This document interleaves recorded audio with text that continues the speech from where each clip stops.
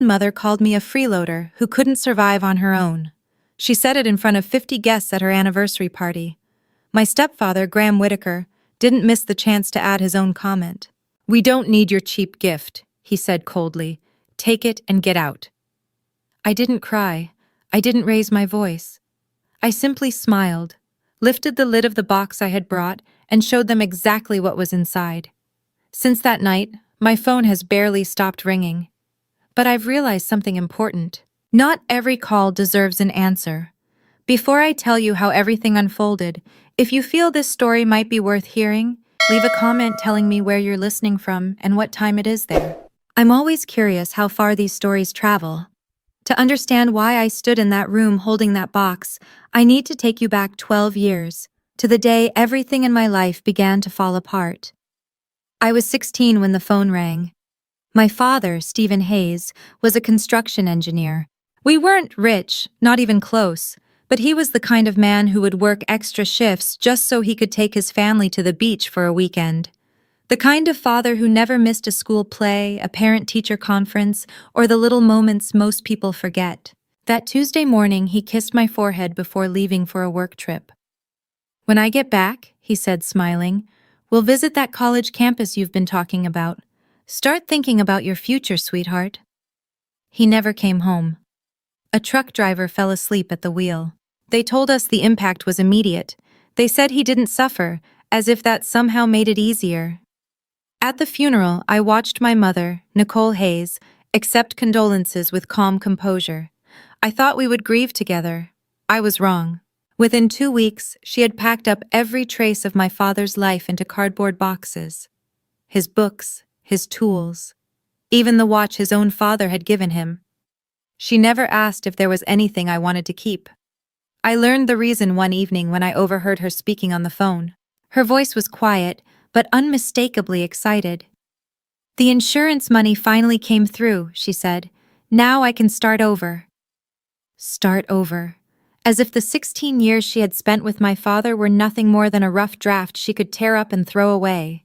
What I didn't know then, and what took years to fully understand, was that my mother had already met someone else. A man named Graham Whitaker.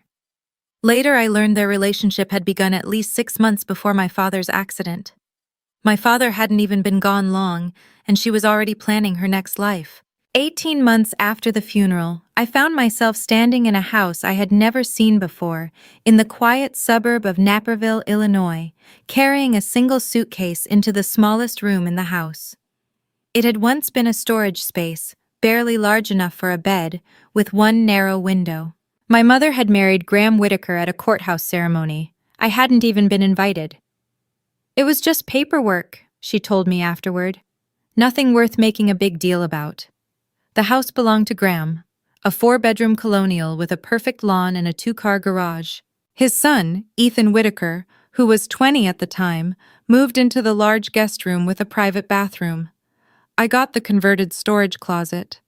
Ethan drove a brand new BMW his father had given him as a graduation present. He was heading to a prestigious university in California, his entire education paid for. Meanwhile, I had to transfer to a new high school during my junior year, leaving behind every friend I had grown up with. When college applications arrived, I finally gathered the courage to ask my mother for help. "Mom," I said carefully, "the school accepted me with a partial scholarship, but I still need about $8,000 a year. Could you—" She didn't even let me finish. "Kendall, your father's insurance money is being used to rebuild this family," she said firmly. "Ethan needs support for his studies. And besides, you're almost 18. It's time you learned how to stand on your own." Across the room, Graham lowered the newspaper he had been pretending to read and gave a thin smile.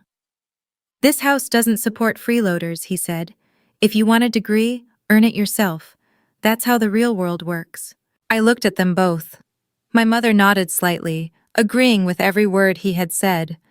And in that moment, the truth became painfully clear. In their eyes, I was no longer family. I was simply a reminder of a life my mother had already decided to erase. But there was one thing they didn't know, and that secret was about to change everything. The night before my high school graduation, I lay awake in that tiny room, staring at the stained ceiling and calculating the reality of my situation. I had no savings, no family support. My scholarship still left an $8,000 gap each year, and Graham had already made something very clear. I was expected to leave the house the moment I turned 18. That was only 3 weeks away.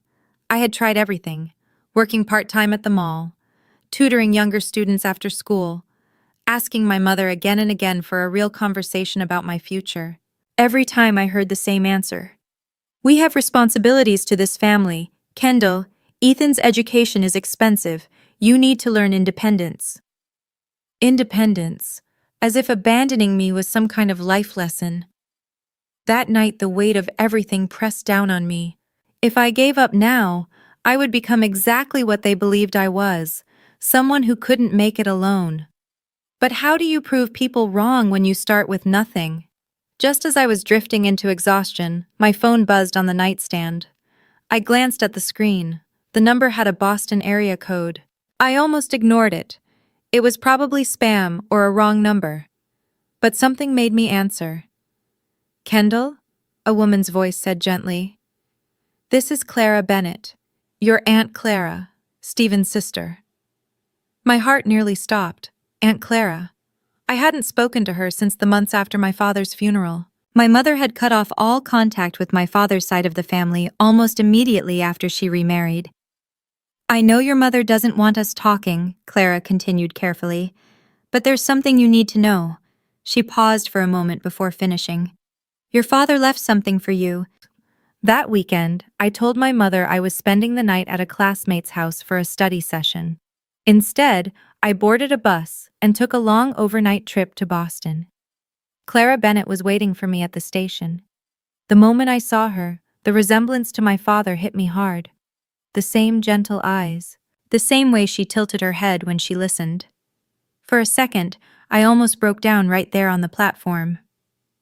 Thank you for coming, she said softly, wrapping me in a tight hug. I know this couldn't have been easy. Her apartment was small, but it felt warm and lived in. One entire wall was covered with photographs of my father when he was younger, pictures I had never seen before, memories my mother had quietly erased from our home. We sat at her kitchen table, and Clara placed her hands gently over mine. Your mother and I were never close, she admitted. But that's not why I asked you to come. I'm telling you this because Stephen made me promise. She explained that after marrying Nicole, my father had started worrying quietly about the future. Not about love. He loved my mother deeply, but about what might happen to me if something ever went wrong. Your dad didn't trust Nicole with money, Clara said carefully. He saw the way she spent it, the way she prioritized things. He was afraid that if something happened to him, you might be left with nothing, so he prepared for that. I blinked, confused. Prepared how? Clara stood and walked down the hallway. When she returned, she was holding a small wooden box with brass hinges. Your father gave this to me 5 years ago, she said. He made me promise to keep it safe and only give it to you when you truly needed it. She set the box gently on the table between us. I think that time has come. My hands trembled as I lifted the lid. Inside, resting on worn velvet, was a savings account passbook. Printed across the front was my name, Kendall Hayes. Your father opened this account when you were 3, Clara explained quietly. Every month he added something, sometimes $20, sometimes $50, sometimes more if he picked up extra shifts. I flipped to the last entry, $52,000. The numbers blurred in front of my eyes. For a moment I couldn't breathe. He never told your mother, Clara continued. He was afraid she would find a way to spend it, so he kept the account in your name alone and asked me to keep the documents safe. Under the passbook was an envelope, yellowed with time. I recognized my father's handwriting immediately.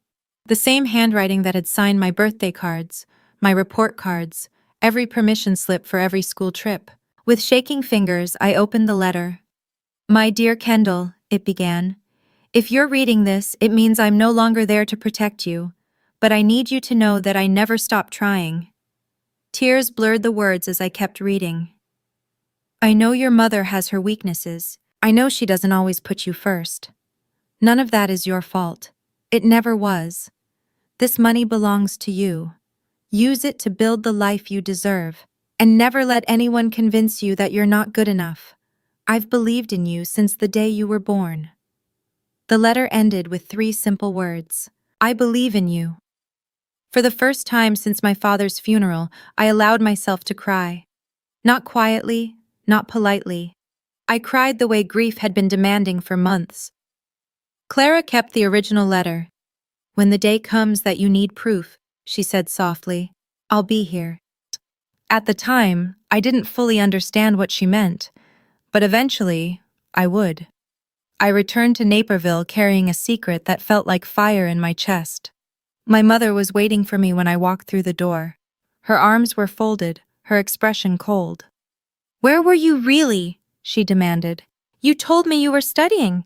Mrs. Patterson called looking for her daughter. She said there was no study group this weekend. I set my bag down slowly and met her eyes. I went to see Aunt Clara. The color drained from her face. For a split second, something flashed there. Fear, maybe, or guilt. But it hardened quickly into anger. I told you we don't speak to that side of the family anymore. You told me, I replied calmly. You didn't ask me. This is my house. My rules. Actually, I said quietly, it's Graham's house. The silence between us tightened like a wire ready to snap. A moment later, Graham Whitaker appeared in the doorway, drawn by the raised voices. What's going on? She went to Boston, my mother said sharply, to see Stephen's sister. Graham's mouth twisted. The one who couldn't keep her opinions to herself at a wedding she wasn't even invited to. He stepped closer, his tone turning hard. You're living under my roof. That means you follow my rules. And one of those rules is that we don't associate with people who disrespect this family. They are my family, I said firmly. They're my father's family. Your father is dead. The words landed like a slap. My mother said nothing. She didn't defend me. She didn't even react. Graham smiled slightly. After graduation, you're out of this house. No negotiations, no extensions. Start figuring out where you're going. I held his gaze without blinking. Don't worry, I said quietly. I already have. Then I walked past both of them, went into my tiny room, and closed the door. 3 weeks. That was all I had left to endure. After that, I would finally be free. Graduation day arrived under a bright June sky, and the seat where my family should have been sitting was empty. I crossed the stage alone, accepted my diploma alone. When the photographer asked if anyone wanted to take pictures with me, I simply shook my head and kept walking. My mother and Graham had more important plans. Ethan Whitaker needed a new car before heading to California for college. Something fast, something impressive. So while I was graduating, they were at a dealership picking it out. That morning, I packed everything I owned, 2 suitcases. That was it. 18 years of my life reduced to 2 rolling bags with space still left inside. Before leaving, I stood for a moment in the cramped storage room that had served as my bedroom. The ceiling was still stained with old watermarks. The narrow window barely let in sunlight. The walls were plain and empty, just the way they had always been because I was never allowed to decorate them. In the kitchen, I left a short note on the counter. Thank you for teaching me exactly who I can depend on. Then I called a cab, rode to the bus station, and bought a one-way ticket to New York City. Clara Bennett had already arranged a tiny studio apartment near the campus where I would start school in the fall. The rent was manageable, the neighborhood was safe, and for the first time in nearly 2 years, I had a door I could close and lock without asking permission. That first night, I sat on the bare mattress watching the lights of Manhattan shimmer through the window. A strange feeling spread through me, something I hadn't experienced in so long it took a moment to recognize it. Freedom, terrifying freedom, but also exhilarating. I had no idea then that I wouldn't speak to my mother for almost a decade. I also didn't know that the next time we met, I would be holding a gift worth more than anything she had ever given me. All I knew in that moment was simple. I had survived, and now it was time to build something. 10 years can feel like a lifetime.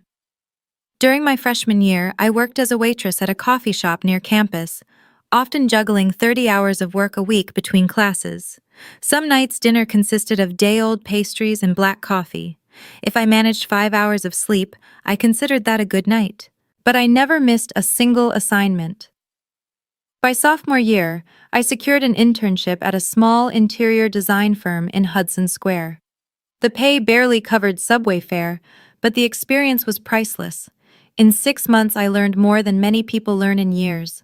My supervisor noticed my attention to detail and began trusting me with real design projects. By junior year, word started spreading. Clients occasionally asked for me by name. I began freelancing on the side, transforming cramped apartments into spaces people actually enjoyed living in. My portfolio grew. So did my savings. Senior year arrived faster than I expected. I graduated summa cum laude. 3 design firms offered me positions, and I chose the one with the most opportunity for growth. At 25, I was promoted to lead designer at a respected Manhattan firm. My projects appeared in industry magazines. Clients with 7-figure renovation budgets began requesting me specifically. 2 years later, at 27, I opened my own company, Hayes Design Atelier. It started small, a modest team, a handful of clients. But our reputation grew quickly, and soon we were working on some of the most prestigious addresses in the city. Throughout all of it, I kept my success private. No social media interviews, no public profiles, no reason for certain people to discover what I had become. Clara Bennett was the only person who knew the full story. Over the years, she had become my real family in every sense that mattered. And then there was Julian Cross. I met him at an architecture networking event when I was 26. He was thoughtful, patient, and quietly supportive. He never pushed me to confront my past before I was ready. Meanwhile, my mother never called, not once in 10 years. Soon I would learn exactly why. The invitation arrived on a Thursday afternoon in late September. At first I nearly threw it away, assuming it was another charity gala announcement that circulated through Manhattan mailing lists. But the return address stopped me. Whitaker Residence, Naperville, Illinois. Inside the envelope was a thick cream-colored card embossed with silver lettering. You are cordially invited to celebrate the 15th wedding anniversary of Nicole Hayes and Graham Whitaker. 15 years. My mother had been married to that man for 15 years, and this was the first time she had reached out to me. That evening, I called Clara. I received something strange in the mail today. When I explained, she fell silent for a long moment. I've heard a few things, she finally said carefully. Through people who still know the family, Graham's company, Whitaker Building Supply, has been struggling. A failed expansion, layoffs. They've had to cut back. So things are bad enough that people are noticing? I asked. Your mother hasn't been attending as many charity events lately, Clara replied, and I've heard their country club membership might be at risk. I looked down at the invitation resting on my kitchen counter. You think that's why they invited me? I think your mother has never done anything without a reason. She was right. Nicole Hayes had always operated strategically. If she was reaching out after 10 years of silence, it wasn't because she suddenly missed her daughter. It meant she wanted something. What are you going to do? Clara asked. I picked up the invitation again, tracing the raised silver lettering with my thumb. I'm going. You're sure? Not for her, I said quietly. For me. I need to close this chapter. Clara paused. If you need proof of anything, she said, I still have your father's letter. I hadn't forgotten. I never would. In the weeks leading up to the anniversary party, I did something I hadn't expected. I bought a gift. One evening, Julian watched me wrap it at our dining table. The box was covered in deep navy silk paper tied with a silver ribbon. His expression shifted between confusion and concern. You're actually bringing them a present? I know how it sounds. Kendall, those people treated you terribly. They threw you out. 10 years of silence, and now you're buying them a gift? I carefully adjusted the ribbon. This isn't about them, I said. It's about who I want to be. Inside the box rested a single key on a velvet cushion. Beneath it lay the property deed to a quiet two-bedroom apartment on the Upper West Side. Nothing flashy, just solid, safe, and dignified. The kind of place someone could rebuild their life. Its value was $580,000. Every dollar had been earned the hard way, late nights, long hours, and years of determination. I wanted to give her a real chance. If she's changed, I told Julian, if even a small part of her regrets what happened, then maybe this could be a new beginning. Julian reached over and took my hand. And if she hasn't changed? Then at least I'll know I tried. He didn't argue. That was one of the things I loved most about him. The night before the party, I slipped a few extra documents into my clutch. A copy of my father's letter, along with records showing the history of the savings account he had opened for me. Proof that everything I had built started with the foundation Stephen Hayes left behind, not stolen, not borrowed. Mine. I hoped I wouldn't need those papers, but life had already taught me an important lesson. Hope and preparation are not the same thing. What I didn't realize at the time was that I was walking into something far worse than I expected. Let me pause for a second here. I'm honestly curious. If you were in my position, would you have gone to that party? If you would have faced them directly? Or no, if you think I should have stayed away? And if you're enjoying the story so far, feel free to hit the like button so I know to keep going. Now, back to that night. The Savoy Park Club in Chicago looked exactly like I remembered from the photos my mother used to post years ago. Crystal chandeliers hung from the high ceilings. Tables covered in crisp white linen filled the ballroom. In the corner, a string quartet played softly while guests wandered around with champagne glasses in hand, their laughter echoing across the marble floors. There were about 50 people there. I walked in alone. Conversations slowed, heads turned, whispers followed me through the room. Is that Nicole's daughter? The one who disappeared? I heard she's been struggling, living somewhere in the city, barely getting by. I kept my face calm. My black cocktail dress was simple but clearly expensive, the kind of quiet elegance that people who actually have money recognize instantly. My hair was pulled back into a sleek low bun, and in my hands I carried the navy blue box. I noticed my mother before she noticed me. Nicole Hayes stood at the center of a group of women, gesturing animatedly while her silver anniversary jewelry sparkled beneath the lights. She had aged well, carefully, expensively. Her smile was polished, practiced, the expression of someone who had spent years perfecting a public persona. Then her eyes landed on me. For a brief moment her smile froze. A flash of surprise crossed her face, then calculation, then mild irritation. A second later the mask returned. She didn't approach me. She didn't even wave. She simply gave a small nod, the kind someone might give to a caterer passing by. Kendall. I turned. Behind me stood Ethan Whitaker, holding a champagne glass and wearing a smirk as if we were long-lost friends. Well, look who decided to come back, he said. The prodigal daughter. His eyes traveled from my shoes to my face. Let me guess. You came to ask for help?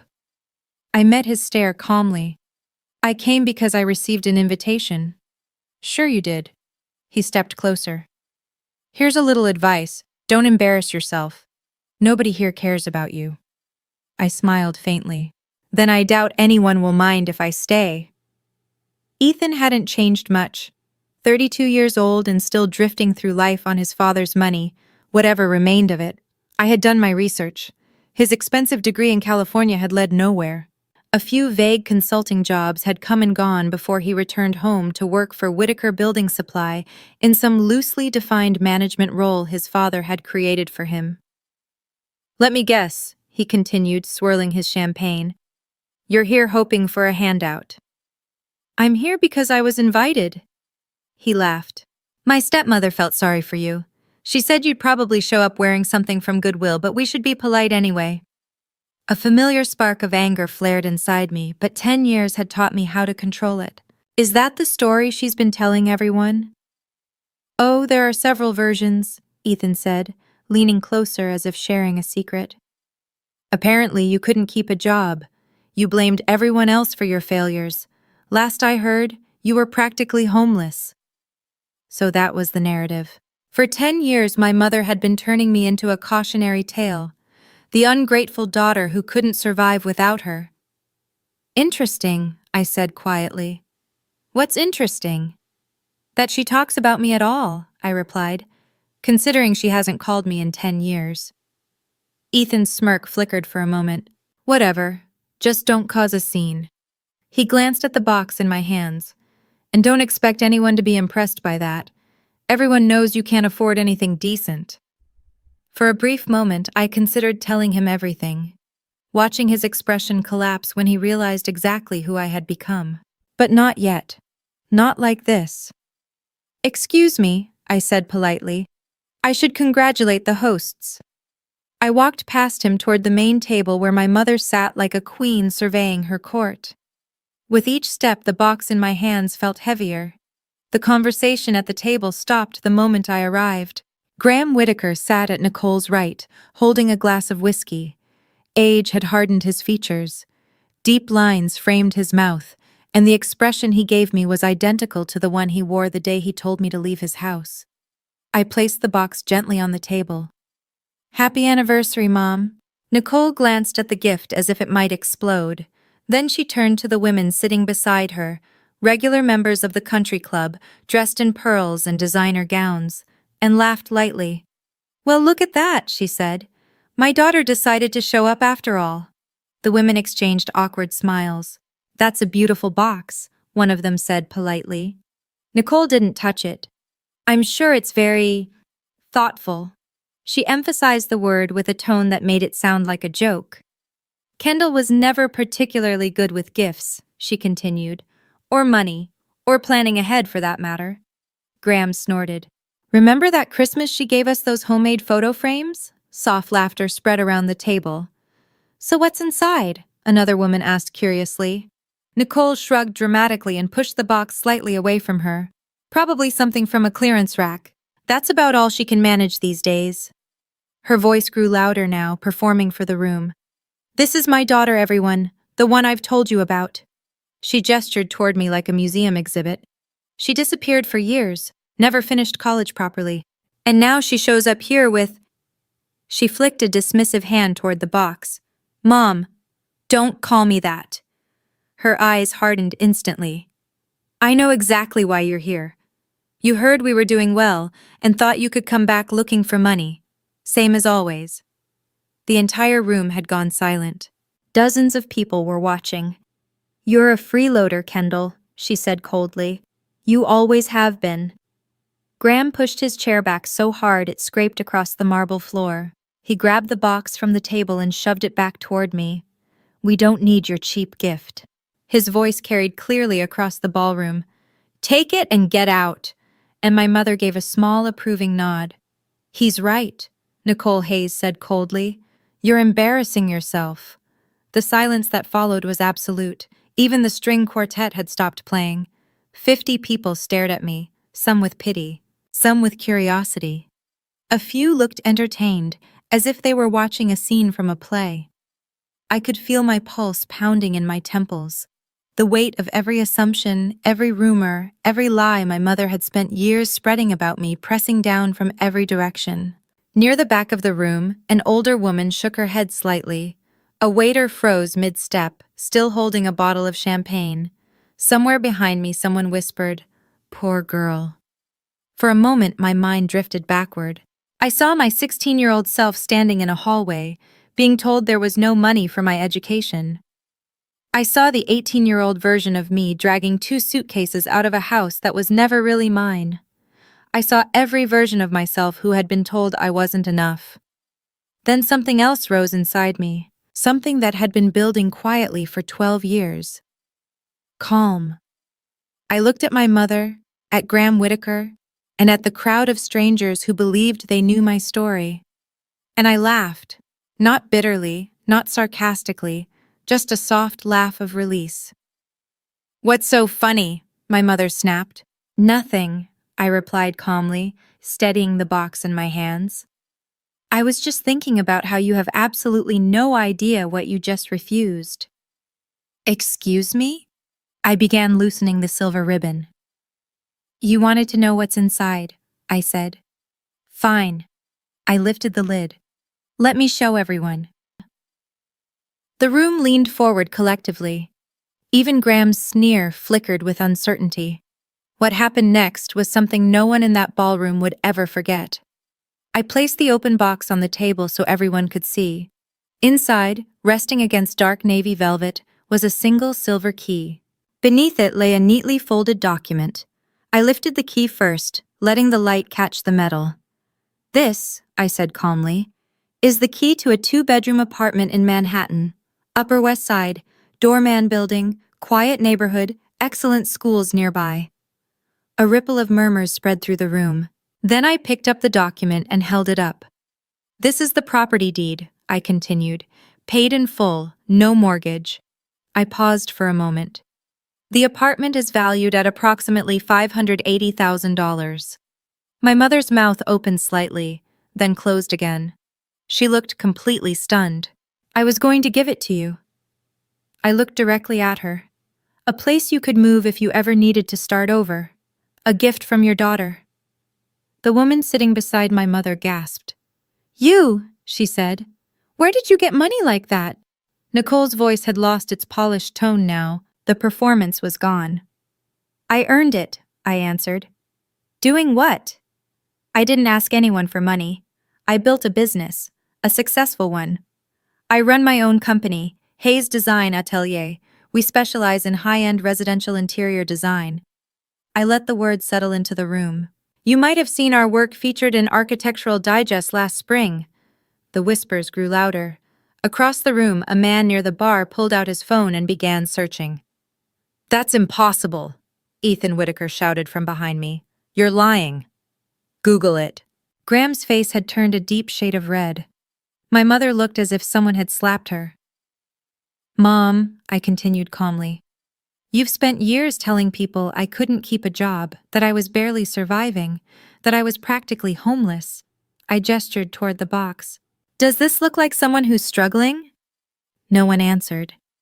A crack had appeared in my mother's carefully crafted story, and I wasn't finished. The silence stretched until an older woman stepped forward. Her silver hair was perfectly styled, and her sharp eyes missed nothing. I recognized her immediately from the old photographs I had kept. Margaret Langford, one of my father's oldest friends.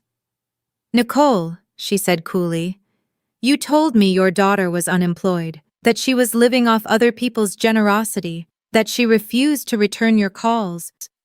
My mother opened her mouth, but no words came out. Mrs. Langford, I said politely, nodding. Kendall, dear, she replied, her expression softening slightly. It's good to see you again. She looked around the room. And I'm glad to see you're doing well, despite what I was told. Murmurs spread quickly through the crowd. More phones appeared as people searched my company online, turning their screens toward one another.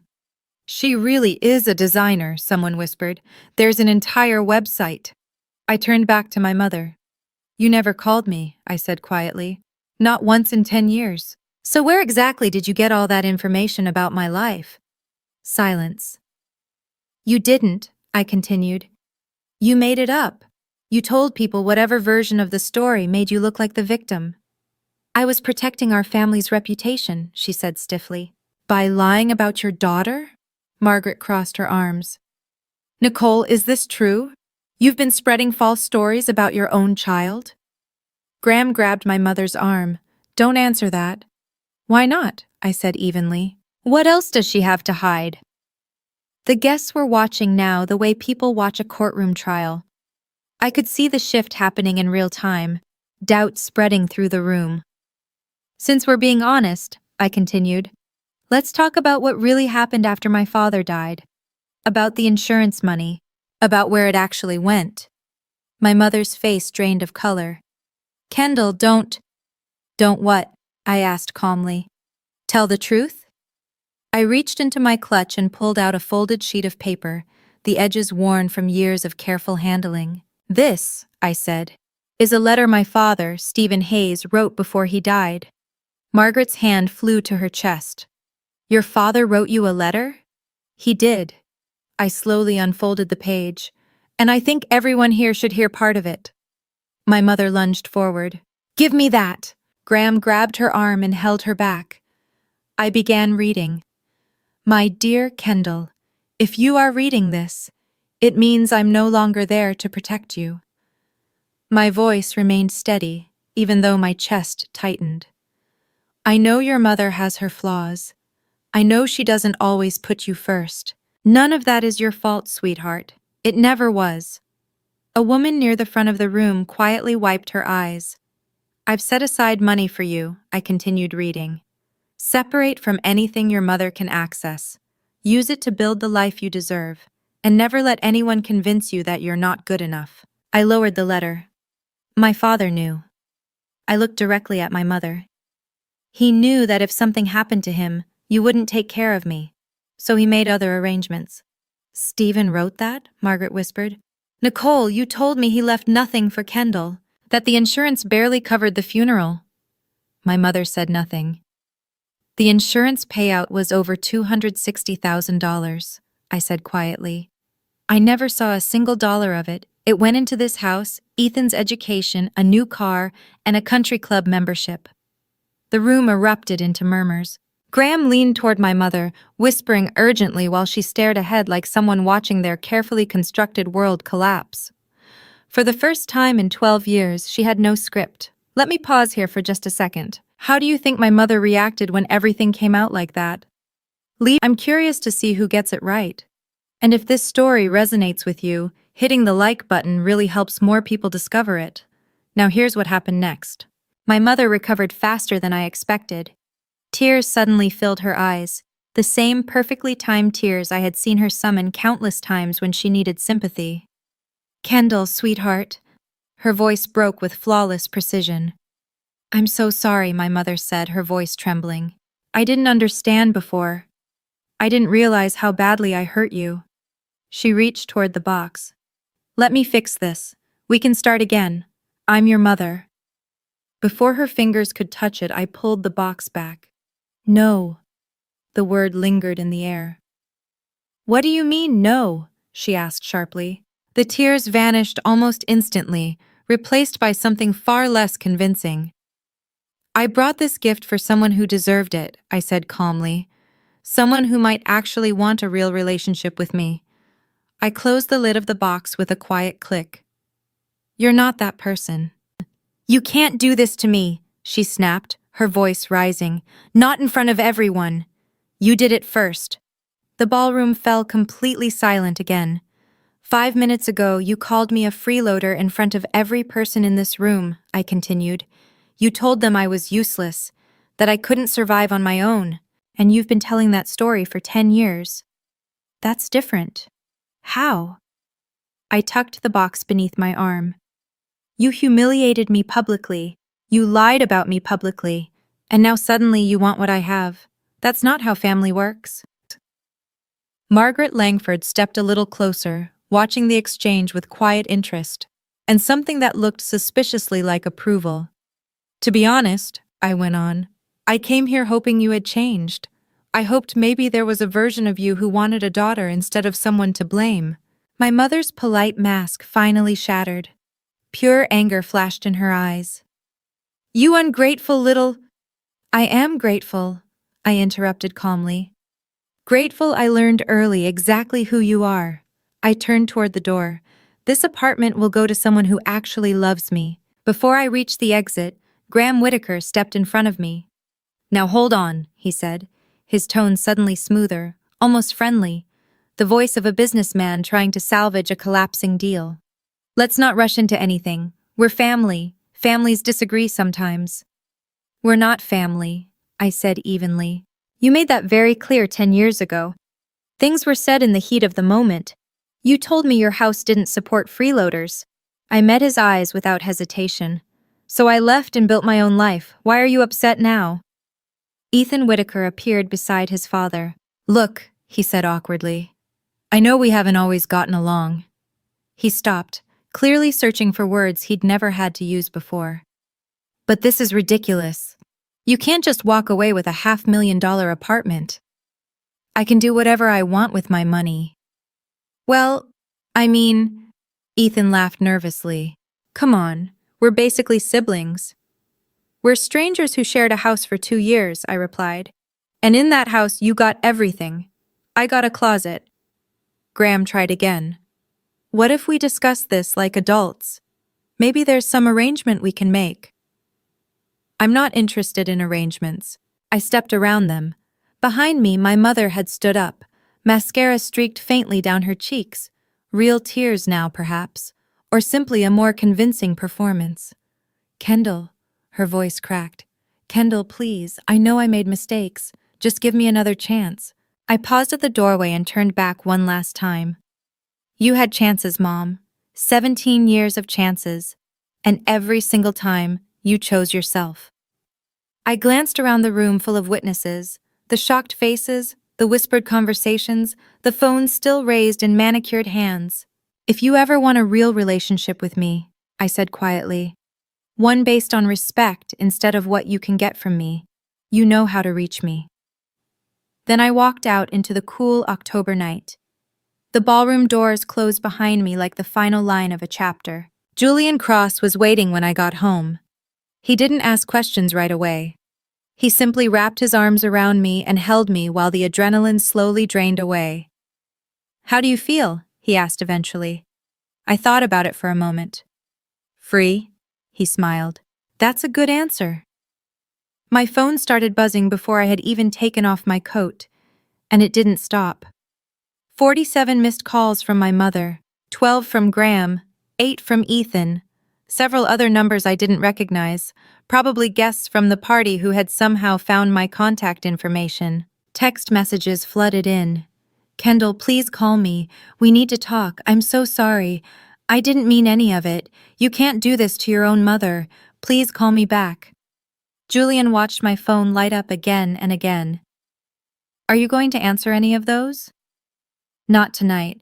I silenced the phone and placed it face down on the counter. Maybe not ever. We ordered takeout and ate on the couch while the Manhattan skyline shimmered through the windows. Every few minutes, my phone lit up again in my peripheral vision, a steady pulse of desperation that I no longer felt obligated to respond to. What happens now? Julian asked.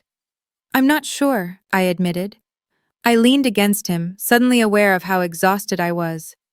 I told them the truth. What they do with it now is their problem. And the apartment? I smiled. I already know who I'm giving it to.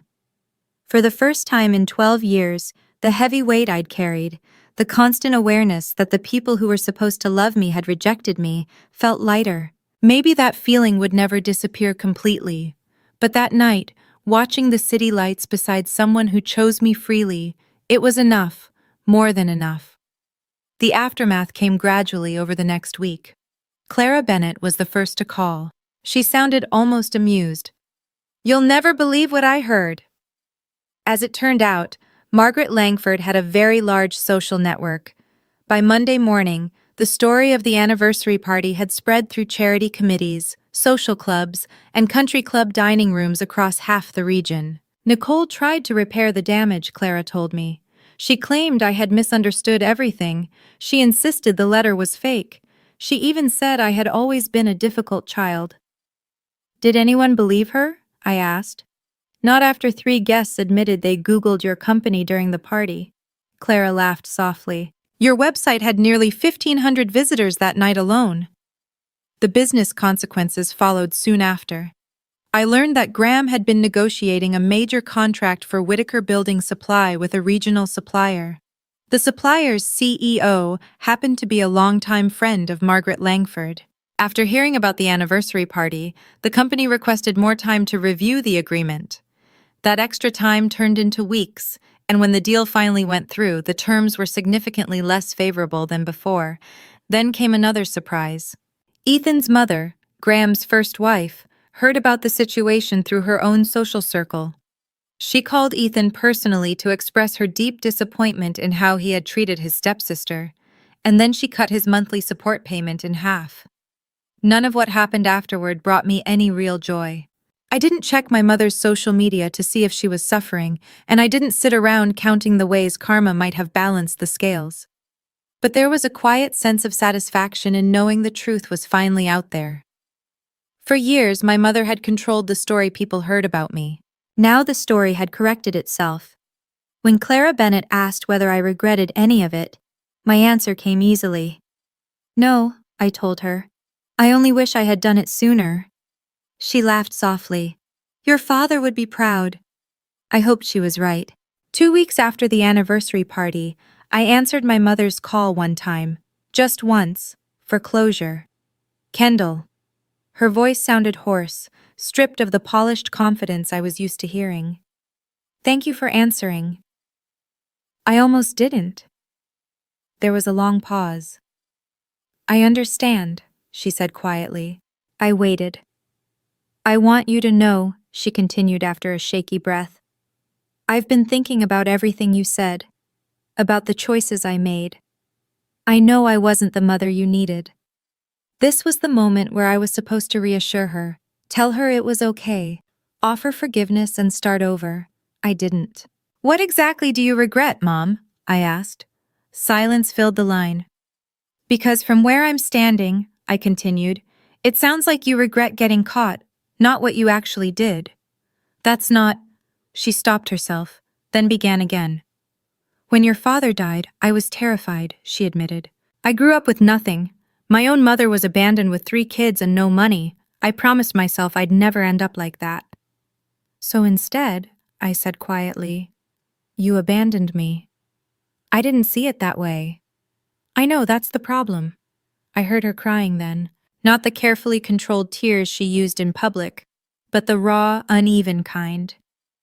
I just wanted to feel safe, she whispered. I was so afraid of losing everything. I understand fear, I said gently. But being afraid doesn't give you the right to hurt the people who depend on you. Another pause. What can I do? She asked. How do I fix this? I don't know if you can. I took a slow breath. But if we're ever going to have any kind of relationship going forward, it has to be real. Equal. No manipulation. No stories about me to your friends. And no calling me when you want money or favors. Silence lingered for a moment. I understand, she finally said.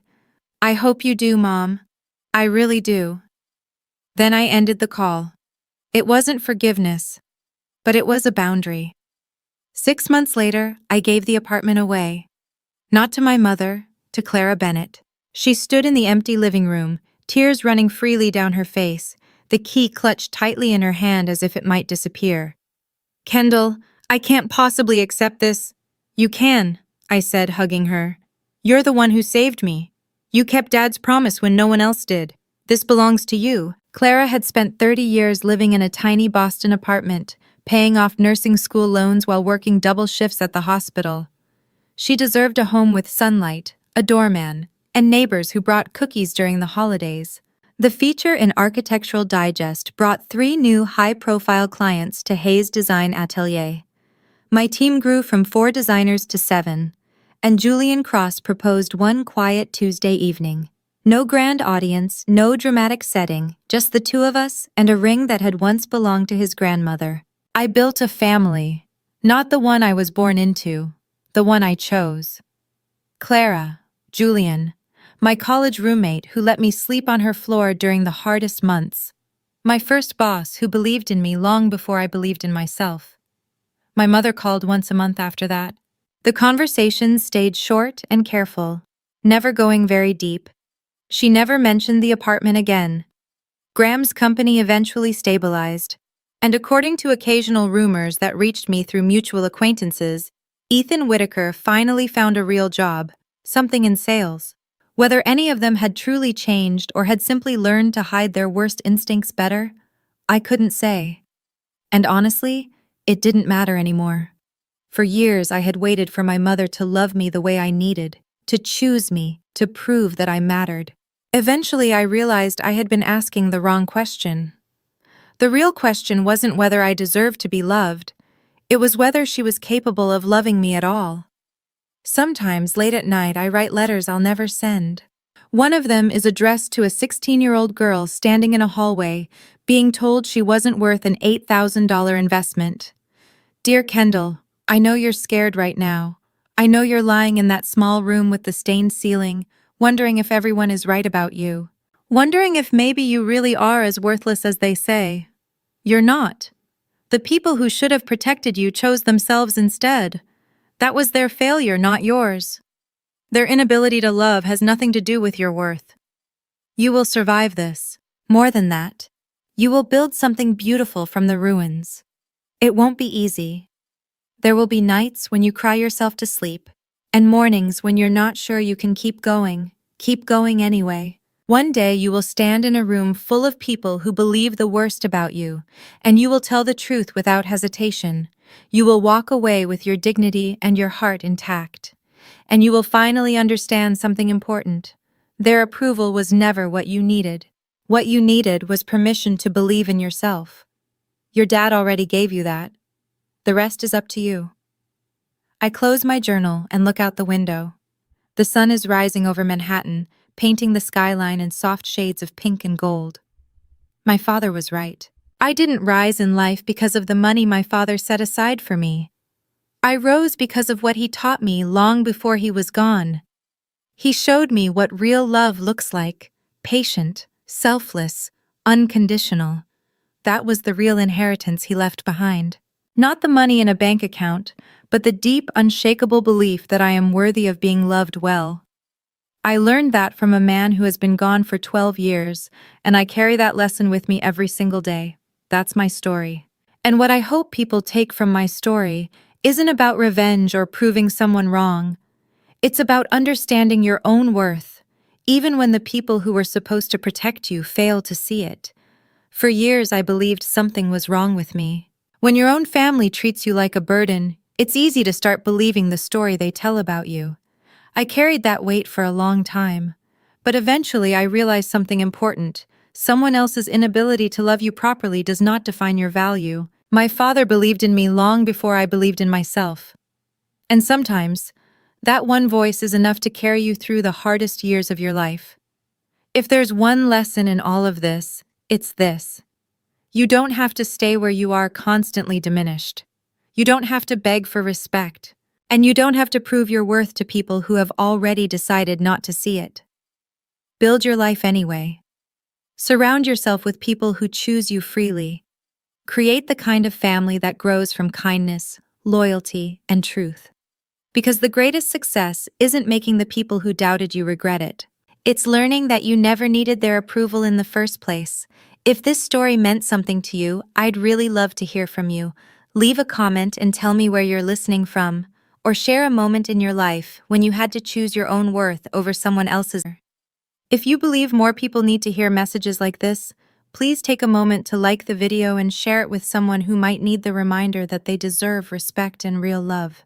And if you enjoy stories about resilience, family, and finding strength after betrayal, consider subscribing to the channel and turning on the notification bell so you don't miss the next story. Thank you for spending your time with me today. It means more than you know. Wherever you are in the world, I hope you remember this. Your worth is not decided by the people who failed to see it.